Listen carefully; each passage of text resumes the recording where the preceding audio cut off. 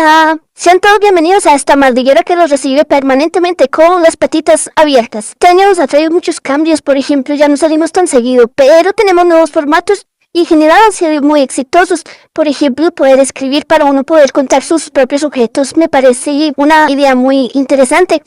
De pronto los que lo van a hacer se vuelven tan famosos como yo. Miren que ya cuando encuentran a Carlos Badiana les preguntan por mí, por el coballito virtual. Entonces agradecerles a ellos dos por haberme hecho un poquito más famoso de lo que ya era en el mundo electrónico. Muchísimas gracias, Carlos y Diana. A ver, ¿qué objetos culturales nos tienen hoy? A ti muchas gracias, Coballito Virtual, como siempre, por tu bienvenida, tu caluroso saludo para nosotros y para nuestros oyentes. Coballito, buenas noches. Hola, buenas noches. ¿Cómo te encuentras estás? en esta muy nochecita cansado. bogotana acogedora? Eso de trabajar no trae nada bueno. No, Bien. es para todo el mundo. Yo soy muy selecta en ese tipo de cosas y no soy como todo el mundo. Y no quiero trabajar. Pero un plan bien, alternativo como empezar a monetizar acá o algo así. Sí, por favor, cobayos, comunidad de cobayos, apiádense de estos cobayos que no quieren trabajar y quieren dedicarse a hablar de objetos culturales que abundan por millones y entretenernos un rato. Pero mientras tanto, muchísimas gracias como siempre por estar con nosotros, por escucharnos, por estar aquí, muchísimas gracias a quienes nos han comentado. Hemos tenido muchos comentarios en estos días, ¿no, cobayos? Uy, bastantes. Yo quería hacer dos menciones. La primera, como hemos dicho siempre, todas las interacciones nos ayudan, pero una mención especialísima para las tres personitas que nos ayudan mucho difundiendo nuestro contenido, colocando los links en sus estados de WhatsApp, en Facebook, en Twitter. Hemos identificado esa laborcita ahí que nos ayuda mucho. En Lorena, muchísimas gracias, Lorena. Con Néstor, que se toma la molestia de hacer varias publicaciones para que nos conozcan. Muchas gracias, Néstor. Y obviamente a Tatiana, que también nos ayuda con sus estados. Es una ayuda muy especial porque llegamos a otros públicos. Y obviamente los comentarios, que también nos ayudan. Muchísimas gracias a Nora, a Reinelda, a Andrea Durán, a Angélica, Jorge Leonardo González, Sergio Alejandro Sandoval, a Sandra, a Marcela, a Cabonilla. Ahí resumimos a los que nos han comentado últimamente. Entonces, muchísimas gracias a todos ellos. Si se me escapa alguien, por favor, regáñenme en los comentarios, pero esos fueron los que alcancé a identificar. Andrea Durán se tomó la molestia de mandarnos unas décimas. Son corticas, no sé si las leemos un momentico. Sí, leámoslas, pero por supuesto. Autora Andrea Durán. No tiene título. Hoy en pleno domingo de Pipiripingo, día de hacer mercado en la plaza. Les cuento desde la comodidad de mi casa que al fin puedo decir bingo. Me he puesto al día con ustedes. Me encantó el capítulo 24 y logré adivinar el objeto del cobayo macho. Abrazos.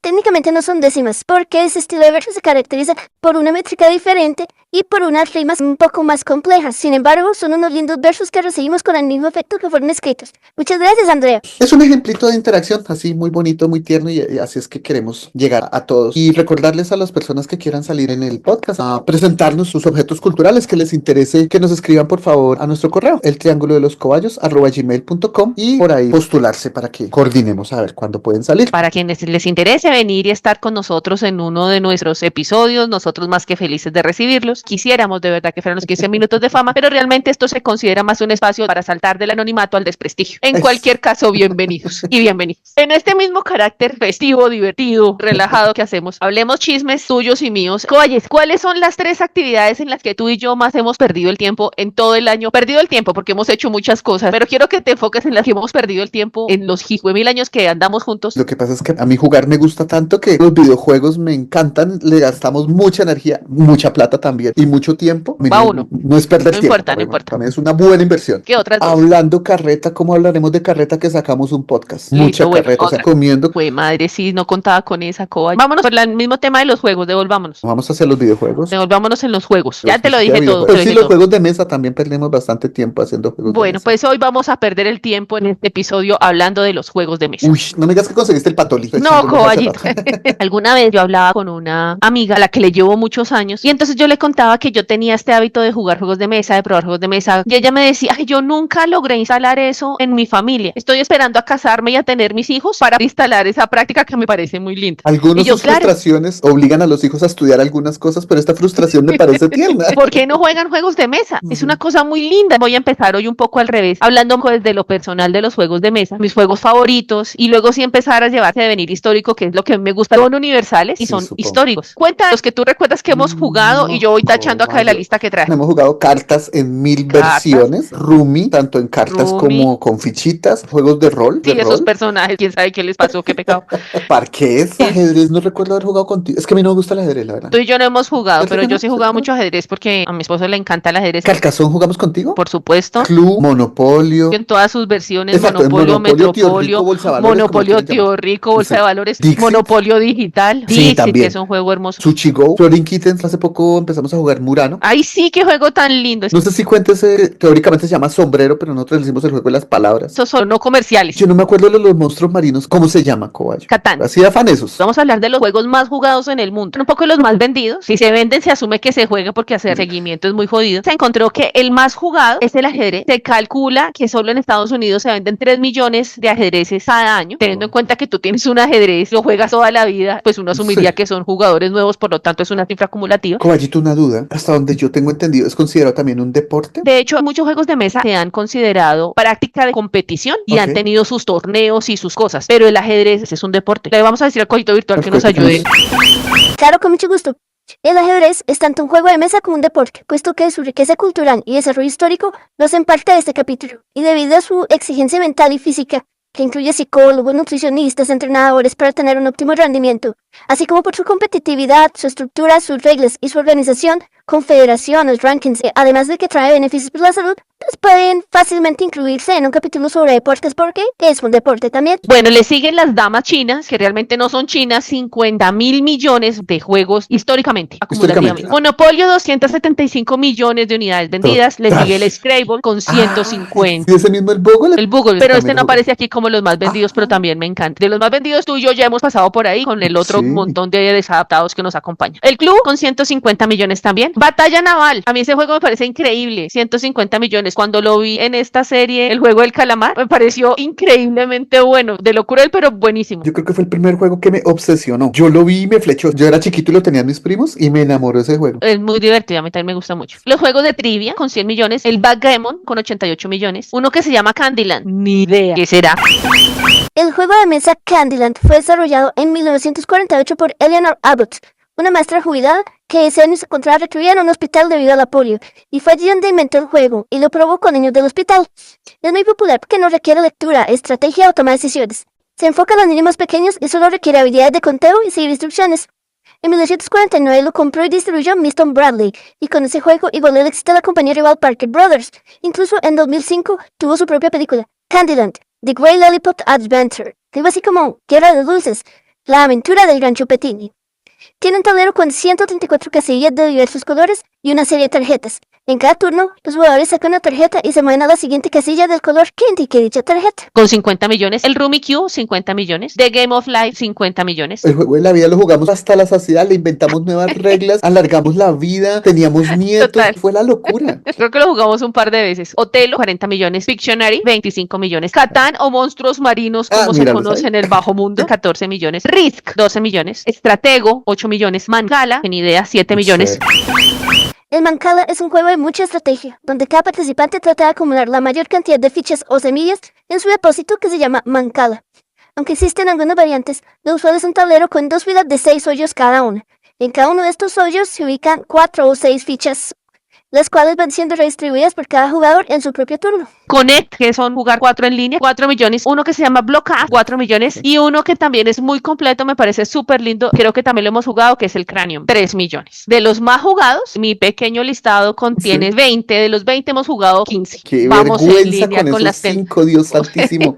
Bueno, ¿qué son estos juegos y de dónde salen? En capítulos anteriores hemos hablado de cómo el juego de verdad es importante y fundamental en esta especie en la que hacemos parte. Primero, el juego nos permite simular cosas y en esa simulación uno desarrolla casi todas las habilidades cognitivas y emocionales que necesitas para la vida. Concentración, memoria. ¿Sabes qué juego extrañé ahí entre los más vendidos? ¿Cuál? Uno. Seguramente porque como hay tantas muertes por el uno, cada vez que tú Nadie gritas sobrevive uno, al uno. vuelan cuchillos, escopetas, lanzallamas, Si hay un tanques matrimonio de que guerra. quiera, si hay un matrimonio que esté temblando y quieran rematarlo, cómprense un Risk y rematen con un 1. Yo creo que es lo más sano. Esas de las competencias emocionales que uno desarrolla con el juego, estilos de afrontamiento, manejo de la pérdida, resolución de problemas. problemas. Hay unos juegos más que otros que nos desarrollan capacidades estratégicas, tomar decisiones rápidas, apego a la regla, apego a los patrones, y pues todo eso va desarrollando esa plasticidad neuronal y cerebral que necesitamos. Por eso el juego es tan importante. Pero el juego de mesa desarrolla, además de esas habilidades cognitivas y emocionales, unas habilidades sociales. Permite crear conexiones de una manera divertida y sana, dice la literatura. Claro, uno no juega con todo el mundo. Yo no juego con este porque es un rabón, porque no sabe ganar, porque no sabe perder, porque le gusta hacer chilla por trampa, todo, porque le importa porque solamente hace ganar. trampa. Me recuerdas el capítulo de los dados, pero la cantidad de gente Por que supuesto. jugando amarra los dados. Yo con esa Sí, gente no total. jugaba una vez, no dos. En esa interacción social que facilita el juego de mesa, se comparte tiempo de calidad, y de hecho esa es una tendencia muy fuerte en la gamificación para trabajar temas señora. gerenciales y de formación en habilidades, porque es que en esa dinámica de relacionamiento jugando, tú aprendes a trabajar en equipo, aprendes a negociar, a respetar turnos, a no hacer trampa. En las emocionales, los estilos de afrontamiento, el manejo de la frustración, paciencia, o sea, es algo increíble cuando uno juega con niños pequeños. Obviamente quieren lanzar los dados todo el tiempo, no, espera tu turno, no puede ser, van, se desesperan, se jalan los pelos, pero están haciendo todo su interiorización de no me toca, tengo que esperar, porque si no se daña el juego. Aceptar la derrota con gracia en la literatura.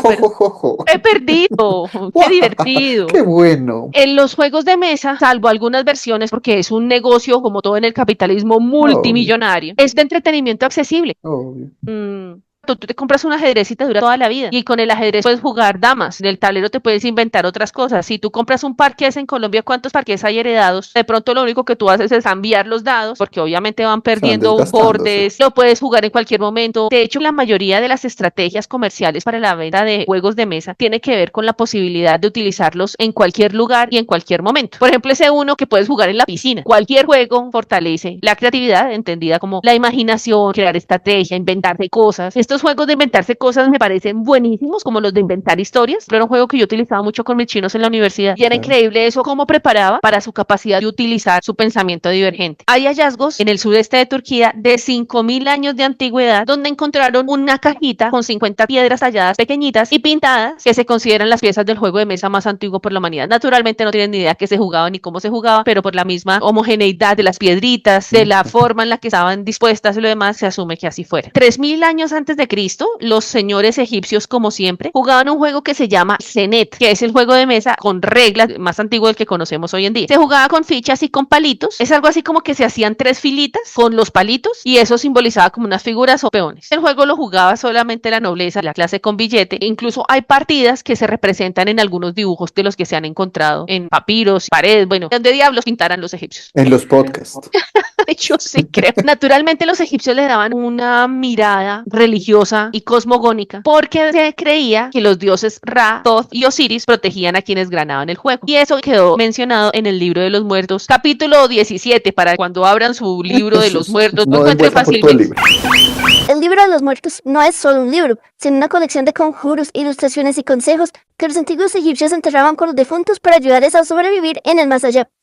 Su función era poder superar el juicio que les hacía Osiris a las almas de los muertos, tener un viaje seguro en el inframundo, que ellos llamaban Duat, y llegar a la eternidad feliz en el paraíso, que ellos conocían como el Aru. Es como una vida para un viajero, pero sobrenatural. Hay lugares en Oriente donde el Senet aún se juega. Derivado de este juego, hay un juego árabe que se llama Hiena. Espero que esté bien pronunciado. Básicamente es un juego de 6 canicas y un leoncito. Haz de cuenta que es como una gran arepa, una arepa de bar. Se disponen ahí unas canicas, el leoncito va en el centro, y tú vas moviendo las canicas hasta que las canicas llegan al león. El león se activa, captura las piecitas que están cerca y se devuelve. Era un Pac-Man de los primeros tiempos. Interesante. Otro juego súper antiguo es el juego real de Ur, cuyas reglas de juego se encontraron en una antigua placa de piedra. Retomando esos primeros capítulos tan divinos que hicimos, es un juego basado en dados. El juego incluye 7 marcadores y dados tetraédricos, todavía más enfermos que tú. No, también tengo.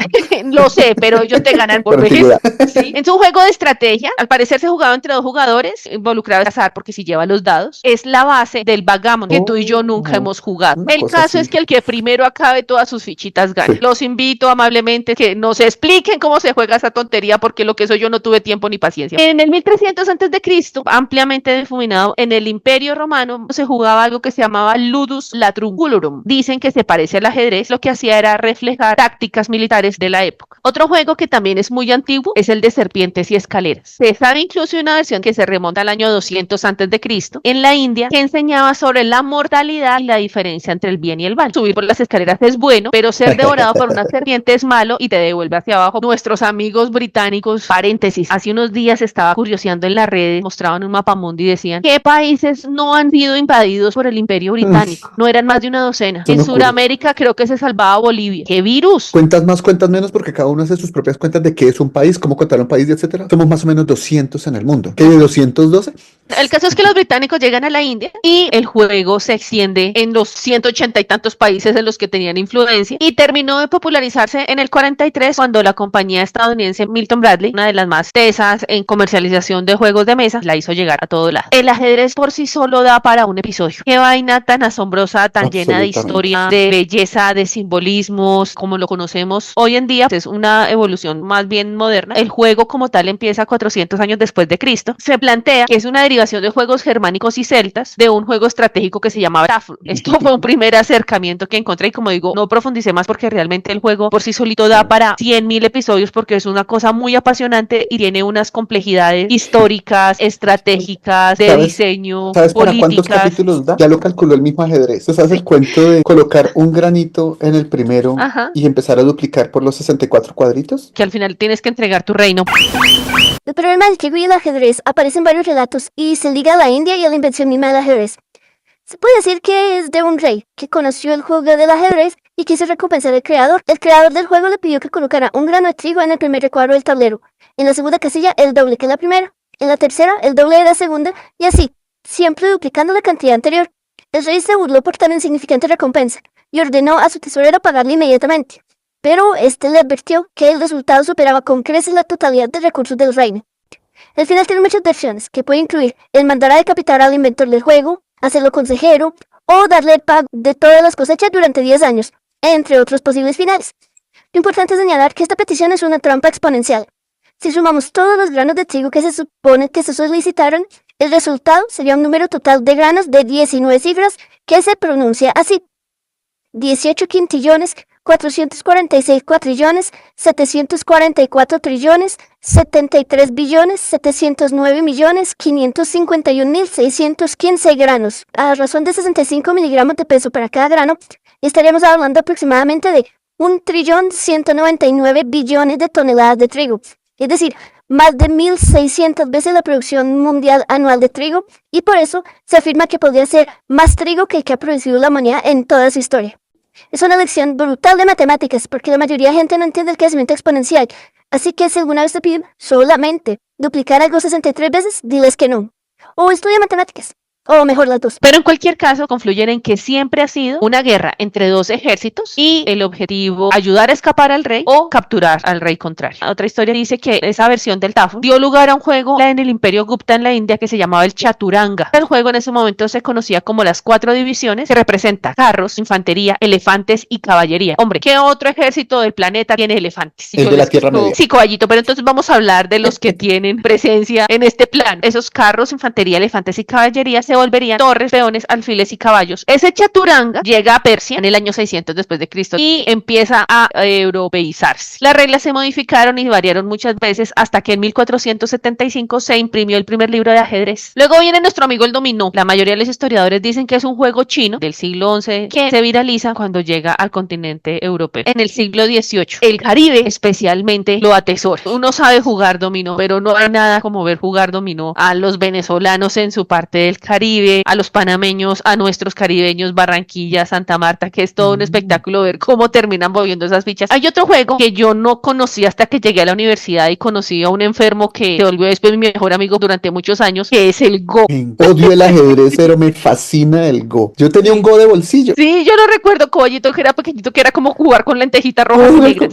Con media lentejita, era súper lindo. Todavía lo tengo, de hecho. El Go tiene la pendejadita de 3.000 o 4.000 años de antigüedad. Es uno de los juegos de mesa japoneses más antiguos. En el siglo XVII, el Shogun organizaba competiciones de Go y otorgaba premios a los mejores jugadores de Go del país. Durante el siglo XVII, el shogun Tokugawa, establecido por Tokugawa Ieyasu, organizó y promovió torneos oficiales de Go, conocidos como los Oshigoru, o partidas del castillo. Estos encuentros se llevan a cabo en el castillo del Shogun y eran disputados por representantes de las 4 casas oficiales del Go, los Honjibo, los Hayashi, los Inoue y los Yasui.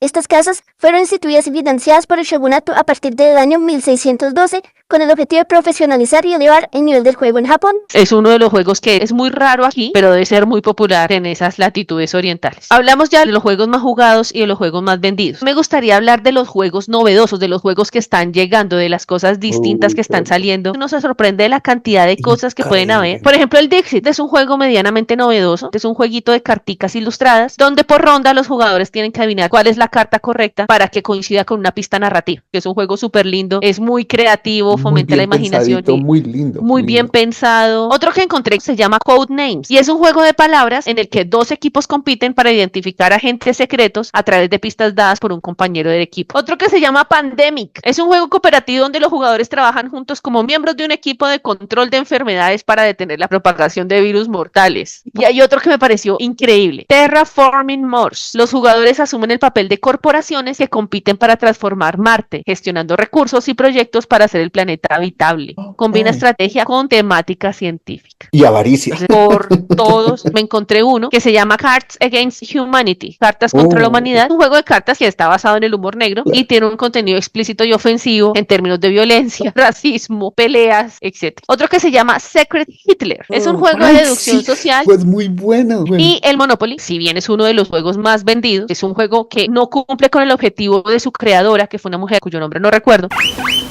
En otoño de 1902, Elizabeth Lizzie Maggie Phillips inventó el juego del propietario. Solicitó la patente para su juego un 23 de marzo de 1903. Obtuvo dicha patente bajo el nombre de Monopolio el 5 de enero de 1904 y comenzó a explotarlo comercialmente a lo largo de 1906. Y, aunque una de las primeras personas a las que le presentó el juego se lo pretendió adjudicar, un hombre llamado Charles Darrow, siendo para muchos el supuesto creador, hoy se sabe con certeza que él solo pretendió hacer una Edison. Digo, quedarse con el crédito por el trabajo de Elizabeth.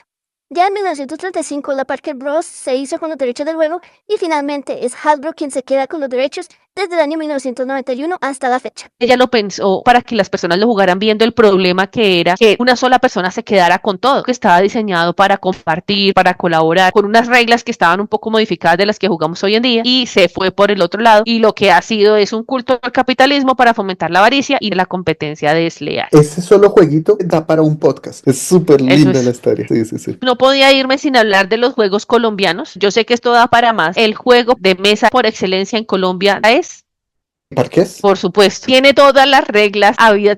Lo único que se coincide es que las piezas van a la cárcel y salen de la cárcel, pero de ahí para afuera pueden existir cientos de normas caleñas, santanderianas, rolas costeñas de cómo se juega el parqués. Suscita conflictos familiares, divorcios, parricidios, magnicidios, fraticidios. Mi teoría es que el bogotazo empezó en un juego de parqués.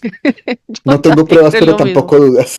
Y naturalmente las cartas, pero en Colombia popularmente se juega con las cartas de la baraja española. Si bien muchos jugamos con las cartas de la baraja inglesa, se juega con la baraja española, donde hay juegos como el BA21, el Tute, que son más de práctica popular. Hay un arraigo particular de esos juegos porque eran juegos de nuestros abuelos. Para cerrar, estuve chismoseando unas empresas emergentes bien interesantes dedicadas a esta creación de nuevos juegos. Por ejemplo, la gente de Azar Juegos, que son vecinos, quedan en Galerías Bogotá, y es una tienda que ofrece unos juegos súper lindos de experiencias personalizadas, tienen unas ilustraciones divinas. Hay empresas que están saliendo para hacer rompecabezas, juegos para amar, juegos tradicionales en mesa, están más vivos que nunca. La competencia obviamente está fuerte, pero como que hay muchas tendencias y muchas oportunidades allí. Ese es mi objeto del día de hoy. Apenas para esta hora, para relajarnos, tomar airecito, muy bueno. Recordar que hasta los animales juegan. Lúdico es algo tan básico. Hay muchas cuentas de TikTok donde te prueban juegos, te muestran juegos, te promocionan juegos. Es una industria que se está especializando cada vez más y no se han dejado sacar. Diría uno, no, pero es que ahora yo puedo jugar en mi celular. No es lo mismo ni es igual, como diría el sabio Alejandro Sanz. Bueno, no lo dijo él, pero la canción la hizo él. No hay como sentarse a jugar y se adaptan muy bien. Un profesor en la universidad nos decía que parte de la gracia del capitalismo y por lo que no lo han podido matar es que se adapta demasiado bien. Y yo creo que los juegos, que ya son una empresa monstruosa, son hijos sanos del capitalismo. A la nueva tendencia le jalan súper fácil y se adaptan demasiado bien. A mí me gustan las tienditas con juegos para probar. Chévere poder uno tomarse un café y probar los juegos. Lo bonito de esos juegos es eso, ninguna partida es igual, incluso con la misma persona. Entonces, poder probar los juegos gratis, no pierden nada porque si a uno le gusta, lo va a comprar porque no va a volver a repetir esa experiencia experiencia siempre va a ser algo nuevo y algo entretenido. Algo que me gastaría a mí, no un capítulo de podcast, sino un nuevo canal de podcast, es que yo diseñé mi propio juego. Mi juego de mesa es largo de explicar, pero utiliza muchos dados, fichitas de papel que yo hago, y la idea de mi juego es simular cuánta cosa me gustaba del mundo. Había pintores, escultores, futbolistas, jugadores de hockey, motociclistas, políticos, religiosos, o sea, todo lo que me llamaba la atención del mundo lo lograba meter en un juego de mesa. Tuvo 4 versiones, tuvo 5 universos, más de 30 países, más de 1000 habitantes, por llamarlos de alguna manera. La primera vez lo hice en el año 1989 más o menos, y lo dejé de jugar por falta de espacio más o menos en el 2015, digamos. Así como es divertido jugar un juego que es de otros, no se imaginan lo divertido que es hacerse su propia regla, su propio juego. El año pasado no pude ir, pero sí fui gestor ideológico de que en el grupo con las que nos reunimos hiciéramos unas olimpiadas que constaban de varios juegos de mesa para ir dando medallas y todo. Y básicamente es la excusa para uno reunirse, comer, hablar basura y ver a la gente con la que uno se la lleva bien. La gamificación como herramienta, como táctica de conquista para personas tímidas. Cualquiera de tus amigos te dice, vaya, le tiene que caer a esa persona. Si no eres capaz, entonces pagas un dinero fuerte o de alguna manera te sancionan, y entrenan a las personas a dar ese primer paso y acercarse. El término artista del ligue, PUA en inglés, acrónimo de Pickup Artist, describe a un hombre que se considera capacitado o que trata de ser experto en atraer y seducir al sexo femenino. Ellos constituyen una comunidad de seducción, una red informal de blogs, foros, grupos y sitios de internet donde los temas principales están relacionados con el cortejo y la seducción de mujeres, así como el liderazgo y la superación personal, supuestamente. Pero se enfocan en habilidades aprendidas en esta comunidad para mejorar las interacciones sociales para que los hombres puedan relacionarse mejor con las mujeres, al menos en teoría.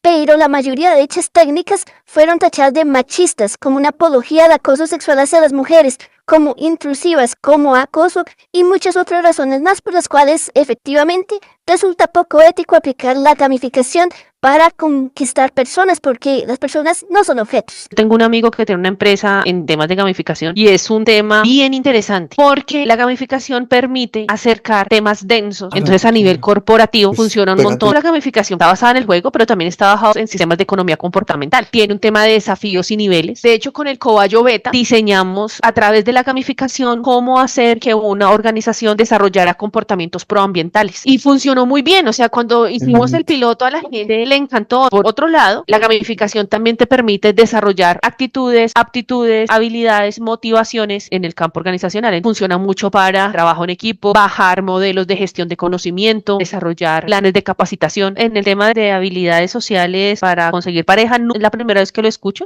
porque mi campo es otro. A mí la gamificación me gusta, conozco mucho menos que tú, obviamente. Me parece espectacular, me parece que la teoría funciona, me parece del carajo, pero en la conquista me parece perverso. Y quería saber si sabías algo de eso. Es una herramienta como cualquier otra, no es buena, no es mala. De hecho, alguna vez acompañé un proyecto que estaba basado un poco en eso. Ellos querían ser un Hitch, experto en seducción, la película de Will Smith, qué aberración. En el equipo con el que trabajamos dijimos, no, esa vaina no es ilegal, pero esa vaina raya con lo antiético. Incluso ese proyecto lo llevaron a Shark Tank Colombia. Yo dije, donde le pongan plata, lo vendan, que yo no sé cómo país. Esa gente que pues se gana la vida gestionando proyectos de mayor nivel y poniendo plata, dijo, no, eso no tiene ningún sentido. ¿Cómo estará metido el juego en Colombia? Que el carriel, entre las cosas que debe tener, un par de dados, porque en cualquier momento te pones a jugar. El jueguito que hablabas del león me recordó que mi abuela me enseñó el juego del zorro y las gallinas. Era más o menos lo mismo, un Pac-Man, donde las gallinas encerraban al zorro, pero el zorro podía comer gallinas bajo ciertas condiciones y la idea era cruzar de lado a lado. Creo que hay unas bases de juegos que lo hemos jugado desde hace mucho tiempo de manera universal. Yo estaba pensando, el juego anhelado, ese que siempre quisiste, que te descrestó, que te encantaba, pero que nunca pudiste tener. Mientras lo piensas, yo te digo el mío, las pulgas locas.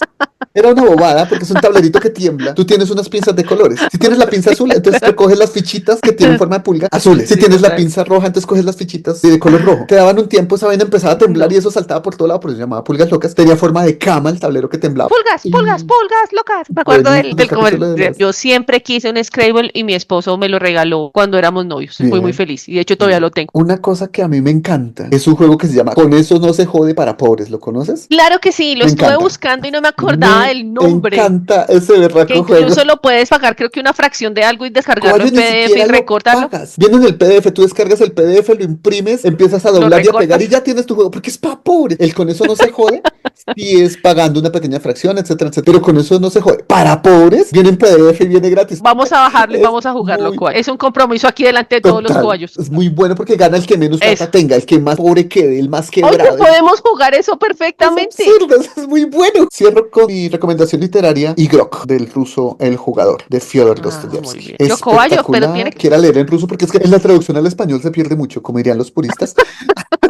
sí, se pierde como media vida tratando de estudiar ruso para Tratando poder de- leer el libro. Entonces, Igrok, el jugador, me parece, como todo lo de Dostoyevsky, algunos dicen que Shakespeare es el que mejor ha explorado el alma humana y que entiende muy bien la psicología Uy, humana. no, los Con todo rusos les respeto, llevan para mí son los ventaja. rusos, y de todos los rusos, Dostoyevsky por encima de ellos. Entonces explora el alma humana, sus efectos, sus pasiones, su todo. Obviamente la investigación la hiciste tú, me coges sin el libro a la mano y la cita exacta, pero más o menos él decía que con el juego incluso se conoce la personalidad de los jugadores, a tal punto que él decía, la ruleta llama al ruso porque es un juego en donde en cualquier momento vas todo, pierdes todo, hay muchas posibilidades, y al ruso no le importa, pero los alemanes juegan blackjack, porque ellos son metódicos, sistemáticos, apuestan de a poquito, y Claro. van ganando suave o perdiendo suave. Los Ese libro es rusos tienen un desprecio, un amor infinito por la vida y por lo tanto juegan ruleta. por la miseria y por el desastre. Esos rusos son porillos, o sea, ven el juego y corra para allá. El alemán, ¿no? Es un libro No. cortito. Muy bien. Entonces, no voy a dañarte mi objeto cultural. Si tiene una conexión muy clara, te voy a leer primero el mío y una vez lo identifiquemos, te doy la conexión. Vamos a jugar al detective, Cobacho. Yo te voy a describir una escena. Hagamos un juego de mesa de eso. Llegas a un apartamento y un guapo cobayo maduro yace sobre su herramienta de trabajo, una computadora portátil en la cual escribe guiones del podcast que graba contigo. Lo conoces, es tu cobayo. Sabes que puede ser sospechosa de lo que quiera que le haya pasado porque eres la primera en verlo así, o eso crees. Por lo que sabes, la mayoría de las veces el cónyuge suele ser el responsable, pero conoces a su esposa y no puede ser la culpable. Ella no sería capaz, ¿o sí? Mientras te acercas al cuerpo a un tibio de quien en vida fue tu cobayo, piensas en otro posible culpable. El mayordomo. Tuvo que ser el mayordomo. Siempre es el mayordomo. Y justo cuando vas a llamar a la policía, el CTI, la fiscalía y a pam para allá, recuerdas que Carlos nunca tuvo mayordomo. Sospechas del cobayo virtual, pero sabes que una figura virtual no puede cometer asesinatos en la vida real, o sí puede. Como sea, decides llamar primero a pam para allá porque ya tienes hambrita. Pero antes de marcar, ya has movido robótica e inconscientemente tu mano hasta el occiso fenecido, ahora muerto y desvivido. Te llama la atención que el protector de pantalla del computador está activo y sin querer tocas el teclado y se reactiva la sesión. ¡Maldita sea! Piensas. ¿O lo dices? Porque sabes que ahora tus huellas están en el computador y no vas a tener una buena excusa. Todo está consumado. Entonces decides pedir un masato y una almojábana para esperar a que alguien llegue. Por casualidad, mientras terminas el pedido, ves que lo último que escribió Carlos, la última frase de esa no tan joven promesa de la escritura, ahora una gran pérdida de la humanidad, puede relacionarse con su extraña muerte. Claramente, en fuente 45, con color rojo y mayúscula cerrada, dice, es real y este objeto cultural me mató. Entonces, miras ese archivo de Word y ves desconcertada una cabra con una gorra, un carro de fórmula estrellado, un trofeo orejón, 11 futbolistas de uniforme rojo llorando, un jugador de hockey quemando papeles, un extraño logo circular sobre un señor muy alto en muletas, una estatua en la azotea de un edificio y justo antes de que llegue tu masato, sientes una mano en tu hombro y ves a un hombre inglés que te dice, ahora es tu turno. ¿Cuál es mi objeto cultural, Cobacho? Hmm. La inteligencia artificial. Oye, qué bonito. No, dos oportunidades más. Mm. Ay, ay, ay, ay, ay, ay, no, la inteligencia artificial. Ay, ay, ay, ay, ay. ¿La gonorrea? Ah, no, La eso sería la gonorrea. enfermedad. Como grosería entraría. O sea, me mató esta enfermedad venérea, cobacho. Ok. Acuérdate, No, porque es acuérdate, que- porque dañas el chiste. No, tampoco fue la enfermedad venérea. No, tampoco fue la enfermedad venérea. ¿Qué te pudo haber matado?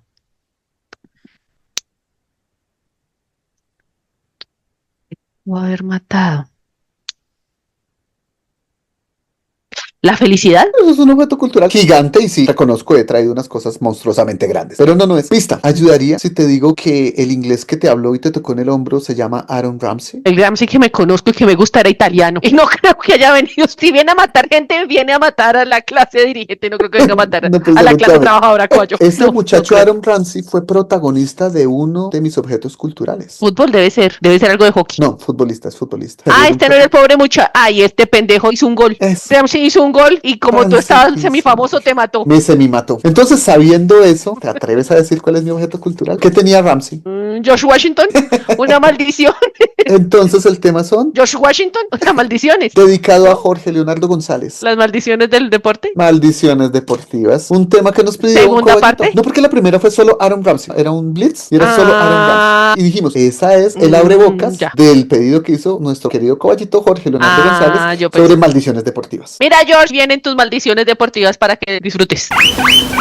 George, dijeron George, Tal vez el tema sí tenía algo que ver con George Washington, caballito hembra. Hago la aclaración antes de empezar, que lo que quería era hacerlo lo más abierto posible a deportes, porque lo que encuentra uno, por ejemplo, en Colombia y en países cercanos y similares, son maldiciones en fútbol. Entonces, para hacerlo más variado, tratar de buscar otros deportes. Will Ancianis, inmigrante griego y dueño de una taberna en Chicago, tenía una cabra que se llamaba Murphy. En 1945, el 6 de octubre de ese año, decidió llevar a Murphy a ver el partido de los Chicago Cubs, el equipo de béisbol, contra los Detroit Tigers. No era un juego cualquiera, era el cuarto juego de la final de béisbol norteamericano que ellos ególatamente llaman la Serie Mundial, aun cuando solamente es norteamericana. La serie, al mejor de 7, iba 2-1 a favor de los Cubs, de los cachorros. Pero cuando entraron, el dueño del equipo local encontró muy ofensivo el olor de Murphy y le pidió amablemente, entre comillas, porque parece que siempre tratan amablemente a los inmigrantes en ese país, que se saliera del estadio con unos amiguitos policiales para amenizar su alegre retirada. Pues William defendió el honor de su cabrita Murphy y bien sea verbalmente lo expresó, o que haya mandado un telegrama con la protesta, o que simplemente salió para dejar parqueada a Murphy y haya vuelto a ingresar al estadio, porque las tres versiones se manejan. El hecho es que William maldijo al equipo y dijo que no volverían a ganar. Y efectivamente perdieron esa final, iban ganando 2-1. Los campeones fueron los Detroit Tigers y solo volvieron a salir campeones en el año 2016. Es decir, 71 años duró la maldición, y en lo que pude encontrar de maldiciones deportivas es la maldición de mayor duración. Postdata. Dicen que el propio William trató de deshacer la maldición, pero murió sin ver a su equipo campeón. Pobre cabra. ¿Alguien quiere pensar en la cabra? Aunque, aquí entre nos, yo rompí esa maldición en el Family Computer. Yo jugaba con mi tío y mi hermano en una época, todas las noches los mismos juegos, y en el béisbol sale invicto y siempre ganaba con los Chicago Cubs. Otra larga maldición es la del garabato, que tiene tantas versiones como años de duración. La forma más acertada sería la diferencia que tuvo Benjamín Urrea, odontólogo, jugador, campeón como aficionado, directivo y uno de los creadores del equipo América de Cali, que junto al resto de directivos tuvieron una seria diferencia, porque él, Benjamín Urrea, consideraba que no era una buena idea mandarse a profesional, quería que el equipo siguiera siendo amateur, pero la tendencia de los otros dueños fue la contraria, y entonces lo maldijo diciendo que lo vuelvan profesional, hagan lo que quieran con el América, que por mi Dios nunca va a salir campeón. Y así sucedió hasta el año 1979, es decir, 31 años después, cuando curiosamente el señor Urrea, alias el Garabato, se fue al Pascual Guerrero en compañía de los directivos, ofició una misa. Como Benjamín Urrea era odontólogo y no sacerdote, pues no pudo oficiar una misa, acto que le corresponde a las personas ordenadas a la vida sacerdotal. Lo que quiso decir Carlos es que los directivos, incluido el Garabato, ofrecieron una misa, la cual fue oficiada por un sacerdote. Y firmó un documento en el que se declaraba el cuadro escarlata como un equipo renovado y ponía fin a la maldición. Y qué curioso que ese año fue que salió campeón por vez primera. Se rumora que aún persiste esa maldición, porque el América ha sido 4 veces subcampeón de la Libertadores masculina y una vez de la Libertadores femenina. Pero parafraseando a Benjamín Urrea Arias del Garabato, nunca ha salido campeón continental. Sería esa como la nueva versión de la maldición. Ahora, aclaro, América es campeón de la A, de la B, de la C, del campeonato femenino y de todo lo que se le ha atravesado, menos de la Libertadores. Ya veremos. Ya veremos, ya veremos. ¡Qué cobayo!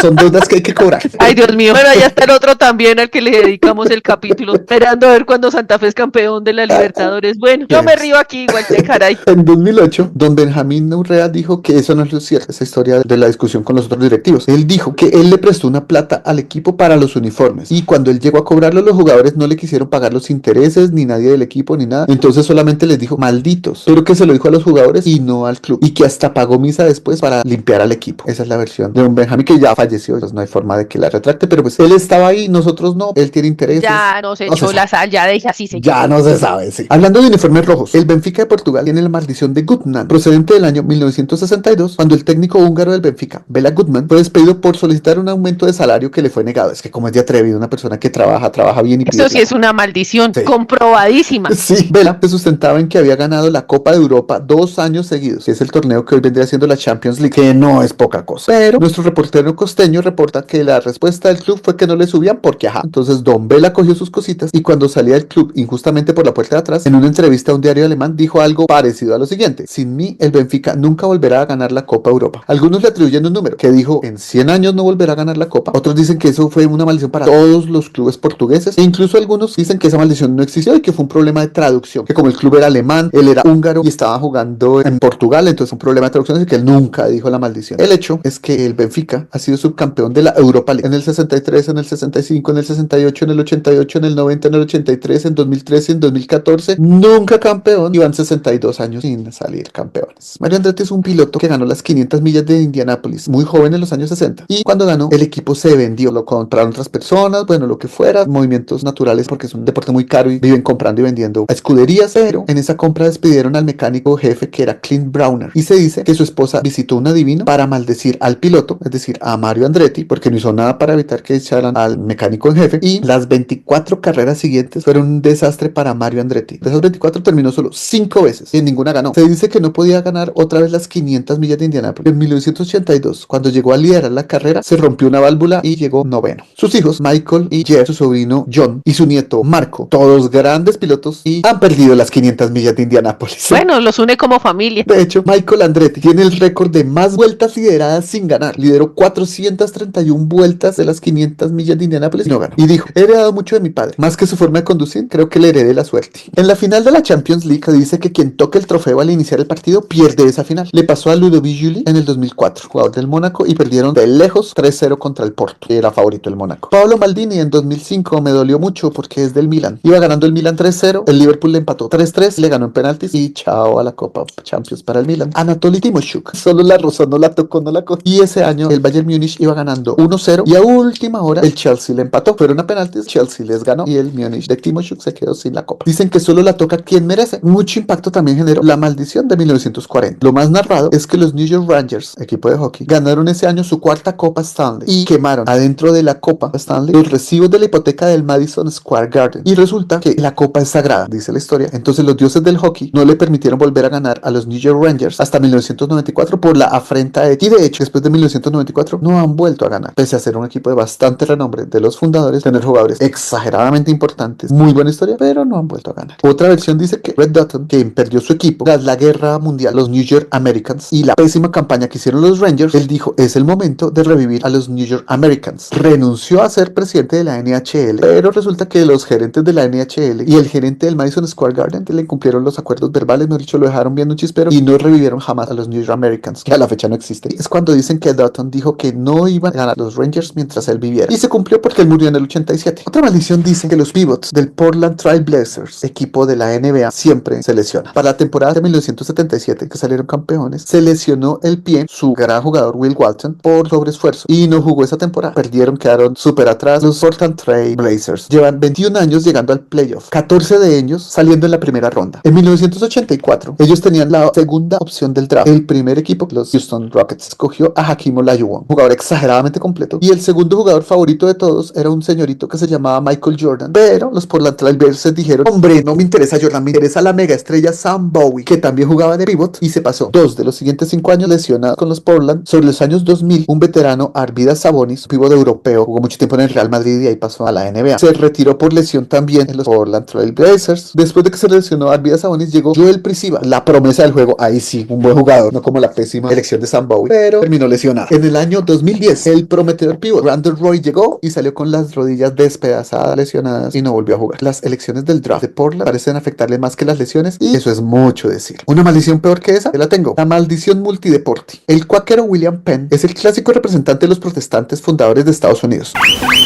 Se llama cuáquero a los miembros de la Sociedad Religiosa de los Amigos, una comunidad religiosa cristiana protestante fundada en Inglaterra en el siglo XVII, cuya principal creencia es que cada ser humano tiene una luz interior, una chispa divina que lo guía. La idea es que ellos creen en la paz, la igualdad, la verdad, la simplicidad, en ayudar al prójimo, escuchar, compartir y llevar una vida lo más sencilla posible. El sobrenombre de Quaker viene del inglés Quaker, que significa tembloroso, porque dicen que un juez lo llama así por su forma de temblar ante la presencia de Dios o al expresar su fe religiosa. Aunque inicialmente se les dio este nombre como burla, como una forma de ofensa para ellos, pronto lo adoptaron en esta comunidad como un término propio. Muy venerado, conocido y respetado fundador de Filadelfia, cuya estatua conmemorativa estaba en el ayuntamiento de esa ciudad. Cuenta la leyenda que durante muchos años existió un pacto no formal ni escrito, un pacto de caballeros le llaman, que ninguna construcción podía ser más alta que esa estatua. Y resulta que en 1987 se construyó en Filadelfia el Liberty Place, el edificio más alto de la ciudad, que superaba en 106 metros la altura de la estatua de su fundador. Desde ese año, ninguno de los equipos grandes de esa ciudad ganó campeonatos. Es decir, los Phillies Phillies de béisbol, los Flyers de hockey, los 76ers de baloncesto, los Eagles de fútbol americano, las Sharks de fútbol femenino y los Caballos de carreras que nacían en Filadelfia nunca ganaron. E incluso algunos dicen que se incluyen equipos universitarios que salieron subcampeones 1000 veces pero no ganaban. Ahora, hay que decir que los equipos de Filadelfia que juegan lacrosse cubierto y lacrosse destapado sí ganaron en ese lapso de tiempo. Los de fútbol sala, los de hockey nacional, una liga más abajo de la NHL, los de fútbol playa y los de tenis. Y esos equipos sí ganaron. En el 2007, el Comcast Center pasó a ser el edificio más alto y colocaron una pequeña estatua de Penn en la viga más alta. Se la robaron, entonces colocaron una más chiquita y más difícil de alcanzar. Ay, eso no es mala suerte. Ya, bien. Colocaron una estatuita de 10 centímetros de Penn en la viga más alta y al año siguiente, los Phillies de Filadelfia, el equipo de béisbol, salieron campeones de la Serie Mundial. A finales del 2017, el Comcast Technology Center pasó a ser el más alto y nuevamente pusieron un pequeño William Penn en su viga más alta. Y tanto en el 2018 como en este año, en el Super Bowl que pasó hace pocos meses, los Eagles de fútbol americano salieron campeones. Son las más llamativas, las más interesantes. Prometo hacer una segunda versión más matizada, no tan gringa. Yo creo que en el capítulo de Aaron Ramsey y en el capítulo de los objetos malditos hablamos de muchas cosas que explican cómo surge la maldición. No voy a enfatizar en ello, solo nombrar mis explicaciones favoritas, que son el sesgo confirmatorio, que es que si yo quiero que algo pase, solamente me fijo cuando pase. Ah, sí ve, sí pasó, así no haya pasado en otras 1000 veces. El condicionamiento adventicio, que es decir, si yo no toco la puerta 3 veces antes de salir, algo malo me pasa. Sencillamente asociar dos cosas que no tienen nada que ver. Y mi favorita, la apofenía, que es ver patrones de causalidad en cosas que realmente no la tienen. Por ahí se explican estas maldiciones, pero no dejan de ser curiosas. Unas antiguas, otras muy duras, otras que casualmente cuando hicieron la maldición ganaron los equipos. Entonces, reiterando nuestro agradecimiento a Jorge Leonardo González que nos dio la sugerencia, cierro con mi recomendación literaria, que no puede ser diferente a Maldiciones y supersticiones en el mundo del deporte, de Alfonso Trinidad Hernández, cuyo título se explica por sí mismo. Y ese fue mi objeto cultural. Qué maldición, coacho. Sí, va a tocar colocar una Maldita estatua más sea. alta para que no siga pasando Sí, esto. total. No, porque nos roban. Claro, yo te he escuchado, me sentía un poco con las tías cuando le hablan a uno de la familia. ¿Se acuerda del Pepe, abuelo, de tu Pepe, el hermano, tío de de- Pepe? No sé. No, abuelita, No no, conozco, tía, no. no, abuelito, no. No, Pero igual eso- te cuenten, porque obviamente no soy cercana. sí, Pero sí, sí, gracias. precisamente es lo cercano al deporte lo que a mí me llama la atención, porque es lo que facilita el desarrollo de esos sesgos que las personas pueden interpretar como maldiciones. Primero, no podía sino pensar, no en trastornos, pero sí en condiciones psicológicas que hacen posible que esas maldiciones se den. Yo creo que la cabra Pero claro, estaba loca, por ejemplo. por eso Loca tú como una hablabas del cabra. sesgo de confirmación, la profecía autocumplida o los sesgos del experto, porque en este campo particular tú tienes la información estadística acumulada, por eso también creo que es más frecuente que se pueda hablar de maldiciones de los gringos, pues porque Sí. eso nos tienen esta vaina más documentada. Entre Sí, más sí. datos, más oportunidades tienes de encontrar patrones donde no los hay. Apofonías, ¿cierto? Hay una megalomanía, es que yo lo maldije. ¿Usted quién es para andar maldiciendo a Sí, nadie? ¿verdad? ¿Cuál es su rayón? Estaba pensando Muy bien, en muy bien. tox. Si no entramos a la cancha saltando todos en puntitas, Se va a vamos lesionar el perder. pívot otra vez. Pobre gente, lo que necesita es terapia. En el pasado Super Bowl, Que ganaron los Uy. Eagles de Filadelfia. eso, ¿no viste una fan de los Eagles haciéndole vudú a un jugador del Kansas? La nena había hecho un muñequito y se veía chuzándolo con un palo y como declamando cosas. Es un tema de orígenes y relaciones culturales. La nena utilizando prácticas de vudú que son milenarias de pronto. Y es una señora que viene heredando prácticas ancestrales. Uno empieza a pensar, claro, le está haciendo vudú. Cobayo, en la Copa Africana de Naciones y eres la guerra de brujos. Y hay otra cosa que no necesariamente son las maldiciones, pero es todo ese acervo religioso, cosmogónico, cultural alrededor del cuidado de la protección, que eso da lugar para otro episodio de podcast todavía más fino. Pero yo cómo lo relaciono con mi objeto. Pues claro, incluso cuando nosotros jugamos, ay no, que no sé quién no se me haga al lado porque siempre que se me hace al lado pierdo. Que no sé quién cita coja la talla porque a esa sí le gana. Este es un tema de los hábitos que nos hemos creado para sobrevivir en este mundo de incertidumbre, que como se han compartido tantas veces y podemos acceder a la estadística, a esas frecuencias tan rápidamente, y esas frecuencias se instalan tan rápido en la memoria, pues uno sencillamente hace, ¿cómo es que se llama, cobayo? Hacer un tatuaje con eso. Apofenía. Pero en gigante, se vuelve un rito, un sesgo, lo demás. Ahora De 100 imagínatelo, años, de 100 en años, una con ciudad de millones de millones. seguidores, Uf, con claro. millones de dólares para invertir y cuestionar vainas y montar místicas alrededor. Porque imagínate cómo puede vender el tema de yo tengo que ir al estadio. La película, Pena Máxima, es una película colombiana divertidísima, o sea, que habla de la idiosincrasia del fútbol con todo. Es que si yo no voy al estadio, el equipo pierde. Yo sé que segundas partes no son buenas, pero van a ser la segunda parte en estos días. Por esa película es muy divertida, o sea, en medio del drama es que uno va y los mira y así son. Hay gente así. Yo he comido con ellos, yo he vivido con ellos, he hecho podcast con ellos, ¿sí? También es un tema de competencias y habilidades, pero también de suerte. Lo decía nuestra pesista Marisabel Urrutia en alguna de las entrevistas, ella decía eso. Usted cuando compite, usted no va a ganar. Usted dice, yo voy a quedar entre los 5 primeros, porque ahí puede pasar cualquier cosa. Y no es un tema tanto de la habilidad, la capacidad porque entran otras variables. Los que Lo ya tienen la paso habilidad es- ya llegaron allá, o sea, ya nadie les Exacto, regaló nada. usted tiene Son que los estar entre mejores, los son los cinco. más hábiles, son los duros. Y ahí puede pasar cualquier cosa. Creo que es un gran tema de pequeñas condiciones psicológicas que hacen grandes trastornos de masas. ¿Y sabes en qué recomendación literaria pensé yo? ¿Cuál? En La bruja de Germán Castro Caicedo. No, pues la política es un deporte cobayo. Y aquí que lo cogen tan olímpico, pues claro. Pero pensé un poco en eso, porque tiene que ver con esos ritos. Si uno tiene alimentado su mundo espiritual, esos ritos y esas prácticas son fundamentales, son importantísimas para su quehacer y para su vida diaria. Pero que si uno los mira por fuera, desde un punto de vista psicológico, y se venga de una vez, sí, mírele el toque, mírele el sesgo de atribución. Las Mira, sale personas una pueden- pequeña a saludarte. Exacto. Pues espero que los coballitos hayan, porque te digo, yo sé, sí, claro, abuelita. Ahí te metía Michael Jordan. Pero ¿sabes en qué pensé cuando hablaste de Michael Jordan? En Space Jam, la película que decía, tengo que jugar con mis calzones de la suerte. ¿Sabes que no es chiste? Jordan sí tenía calzones de la suerte. ¿Ah, sí? Es gracioso Muy porque bien. es cierto. Es gracioso porque es verdad. Eso creo yo de tu objeto cultural. Coy. Pues pasamos un ratito live, hoy nos salió divertidito, Hoy suave, también salió de ligero. Muy relaja. bien. Entonces eso, pues, recuerden dejarnos nuestros comentarios, oírnos en todas las plataformas, ponernos los objetos culturales que les interesa para poder cumplir así como ya hemos hecho con varios coballitos. Y si están interesados en traer sus propios objetos de viva voz, pues nos contactan al correo eltriangulodeloscobayos@gmail.com y pues se postulan a ver cómo podemos cuadrar esto, porque nosotros no conocemos famosos, pero si queremos ir creciendo en comunidad con nuestras apofanías de que salir en el podcast nos hace felices. Muchísimas gracias por escucharnos. Estamos haciendo presencia sola, única y exclusivamente porque nos apoyan. Cuéntenos qué maldiciones conocen, cómo podemos seguir con este tema de las maldiciones, sus juegos de mesa favoritos. Historias de juegos de mesa hay muchísimos. Las peleas por el Risk son más grandes que la guerra mundial. Creo que hay mucho de donde comentarnos, tanto maldiciones deportivas como jueguitos de mesa. Gracias, Coballito. A ti, Ayudarnos Coballis, a muchas relajarnos. gracias. Y al coballo virtual también, y naturalmente a todos nuestros coballitos que nos escuchan. Sí, estuvo muy divertido. Coméntenos, publíquenos, ayúdennos a difundir. Recomiéndennos. Pero en cualquier caso, no nos maldigan. Un abrazo. Y como dice Lisa Simpson, califíquenme. Evalúame. Bueno, dejo dormir Coballito, dejo dormir a los coballitos o despertar, lo que quiera que sea para cada uno. Chao a todos. Chao. Bueno, eso ha sido todo. Ahora yo no puedo dejar de pensar que también pueden existir las maldiciones de los juegos de mesa. Creo que se me confundieron un poquito los temas, pero estuvieron muy interesantes. También nos queremos vincular a este capítulo con sus comentarios, con sus recomendaciones y todo lo que nos puedan ayudar en las redes sociales. Recuerden siempre que los juegos de mesa son eso, un juego y están hechos para la diversión, aunque de vez en cuando nos ayude a controlar nuestras emociones, como nos decía la Coballita Amber, y que las maldiciones deportivas suelen pasar por fenómenos psicológicos como las apofanías o todos los fenómenos que vimos en este capítulo. Muchísimas gracias a todos y chao, chao.